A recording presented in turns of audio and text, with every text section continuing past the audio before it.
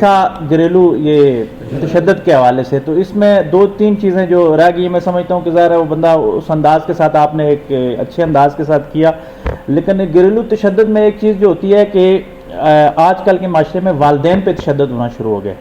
یعنی ایک انسان کی ایک سائیکی بن چکے کہ جو چیز کارآمد نہیں رہی تو اس کو چھوڑ دیا جائے۔ تو یہ پڑھے لکھے معاشرے میں ہمارے بھائی نے بڑا اچھا سوال کیا تھا کہ پڑھے لکھے، میں سمجھتا ہوں کہ پڑھے لکھے جاہلوں کی تعداد شاید بڑھ گئی ہے اسلام آباد کے اندر اور لاہور اور بڑے شہروں میں، یہ زیادہ ہو گیا ہے، بلکہ اولڈ جو ہومز ہیں وہ بھی بننا شروع ہو گئے، اور یہ والدین پہ تشدد ہے اور گھریلو تشدد کی سب سے بڑی مثال ہے یہ۔ اس کی طرف بھی آپ کو ریسرچ کر کے کہیں کبھی مقالہ پیش کریں، آپ اچھا اس میں کر سکتے ہیں۔ تو دوسرا جو گھریلو تشدد ہوتا ہے وہ یہ ہے کہ جو کل پرسوں بھی، میں آج شاعری بھی اسی پہ کر کے لایا تھوڑی بہت، کہ ہمارے جو درمیانہ جنس ہے جو خواجہ سرا ہیں، یہ بیچارے جب پیدا ہوتے ہیں تو اس دفعہ رمضان نشریات میں ایک خواجہ کو سرا کو نے بلایا ہوا تھا، کسی یونین کا صدر تھا، تو اس نے کہا جی کہ مجھے گھر سے نکال دیا گیا صرف اس وجہ سے کہ آپ خواجہ سرا ہو اور آپ معاشرے میں ہماری تضحیق کا باعث بنو گے، اور اس کو گھر سے نکال دیا گیا تو وہ معاشرے میں کیا کرے گا۔ یہ بھی ایک گھریلو تشدد کی ایک بہت بڑی جو ہے لہر ہے، میں سمجھتا ہوں، حالانکہ وہ اللہ کی ایک مخلوق ہیں، اور اس حوالے سے بھی ہمیں بات چیت کرنی چاہیے ضرور کہ اگر اللہ کسی کے گھر میں ایسی آزمائش بھیج دے تو اس کو اللہ کا انعام سمجھ کے قبول کرنا چاہیے، اس کو معاشرے کا کارآمد فرد بنائے، نہ کہ ناک کی خاطر اس کو باہر بھیج دیا جائے اور وہ معاشرے میں جا کے بنے۔ دوسرا جو گھریلو تشدد ہو رہا ہے اسلام آباد لیول پہ یہ زیادہ ہو رہا ہے، ہمارے ایک استاد تھے ڈاکٹر سلیم شاہ صاحب اصول تفسیر والے، تو انہوں نے ایک بات ہمیں سنائی کہ یہ ایف 10 کی مسجد صغیر مارکیٹ میں وہ خطابت بھی کرتے تھے، تو کہتے ہیں ایک جج صاحب میرے پاس آئے تو انہوں نے اپنی بیوی کو ڈائیورس دے دی تھی اور بعد میں وہ رجوع کرنا چاہتے تھے، تو ظاہر جج تھے، قانونی پیچیدگیاں وہ جانتے تھے، تو انہوں نے کہا جی کہ کھولتا ہوا پانی میری بیوی نے میرے سر کے اوپر ڈالا، تو اب مسئلہ یہ بنتا ہے کہ جو ہی کھولتا ہوا پانی میرے اوپر آیا تو اس کچھ سیکنڈز کے لیے میرا دماغ جو ہے وہ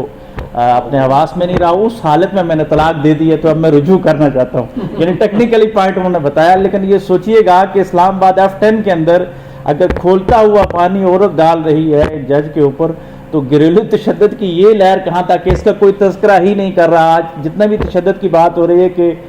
مرد عورتوں پہ کرتے ہیں، لیکن اسلام آباد لیول پہ عورتیں کر رہی ہیں، اور ہمارے ایک ادارے کے بہت بڑے نام ہے ان کا، میڈیا پہ ریٹائر ہے آج کل، تو میڈیا پہ کافی وہ شوز وغیرہ کرتے ہیں، تو ان کی بیوی نے دیکھا کہ کسی خاتون اینکر کے ساتھ میرا جو خاوند ہے وہ اچھے انداز کے ساتھ گفتگو کر رہا ہے، وہ شاید عورت سمجھ گئی، تو گھر گئے تو جنرل صاحب ان کو کہا گیا کہ آپ جو ہے نا آج کے بعد اس عورت کے شو میں آپ نہیں جاؤ گے چاہے جتنا بھی ضرورت ہو، تو انہوں نے بیوی کے سامنے سر تسلیم خم کر لیا کہ میں نہیں جاؤں گا، لیکن باہر آئے تو کسی شو میں چلے گئے اور بیوی کو بتایا کہ میں کہیں اور جا رہا ہوں، تو بیوی نے پروگرام جب گھر میں وہ چینل بدلتے بدلتے دیکھا کہ میرے شوہر نامدار وہاں بیٹھے ہوئے ہیں، تو لائیو پروگرام چل رہا تھا، تو اس نے گاڑی سٹارٹ کی اور اس چینل کے باہر پہنچ گئی،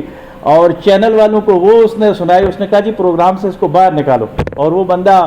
آرمڈ فورسز سے 3 اسٹار یا 4 اسٹار جنرل ریٹائر ہے، تو بڑی مشکل سے اس نے اس چیز کو روکا، اور پھر بات خیر جہاں تک پہنچنی تھی پہنچ گئی۔ لیکن آپ دیکھیں کہ گھریلو تشدد کی یہ بھی مثالیں کہ کتنا رسپیکٹیبل آدمی جس نے ایک پوری یونٹ اور کس کس کو کمانڈ کی ہوئی ہے وہ کتنا مجبور ہے، تو یہ تشدد بھی ہو رہا ہے۔ باقی آپ نے بات کی اسلام کے حوالے سے، تو میں سمجھتا ہوں کہ اسلام نے جتنے حقوق دیے عورت کو، آپ نے کہا کہ آدم اسی انداز سے گیا اور حوا جو ہے وہ گھر میں، ایسا بات نہیں ہے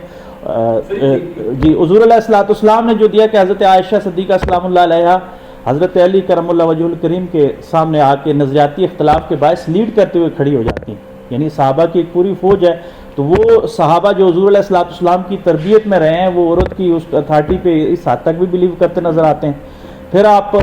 جدید دنیا کی مثال لیں تو میرا خیال میں نہیں ہے، مغرب شاید ابھی بھی بہت کم مثالیں دے رہا ہو کہ ہمارے پاکستان میں دو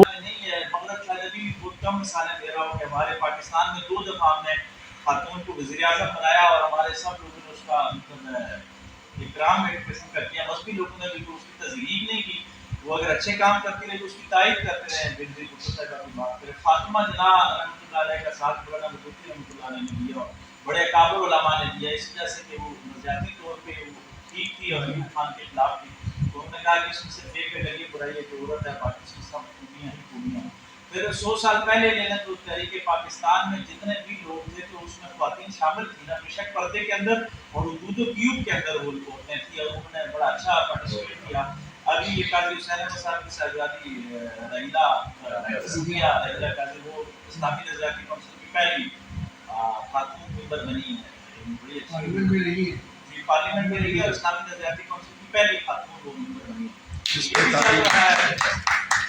ہماری اردو کے الحمدللہ اپنے حضور کی میں رہ کے وہ کر سکتی ہیں، ایسی کوئی اس میں پابندی والی بات نہیں۔ اور میں اکبر آبادی کے حوالے سے بیٹھے بیٹھے مجھے خیال آیا کہ اکبر آبادی نے کہا تھا کہ ہم سکول کتابیں قابل ضبطی سمجھتے ہیں، ہم سکول کتابیں قابل ضبطی سمجھتے ہیں جن کو پڑھ کر بیٹے باپ کو پپتی سمجھتے ہیں۔ آپ کے مطالعے کے دوران مجھے خیال آیا کہ اکبر آبادی بھی ہماری تہذیب کا ایک بڑا نام ہے اسلامی روایات کے حوالے سے۔ خاکسانی صاحب کو کہوں گا کہ کبھی میں تیاری کرتا ہوں اور ایک مقالہ اکبر آبادی صاحب ہو جانا چاہیے آج۔ ماشاء اللہ۔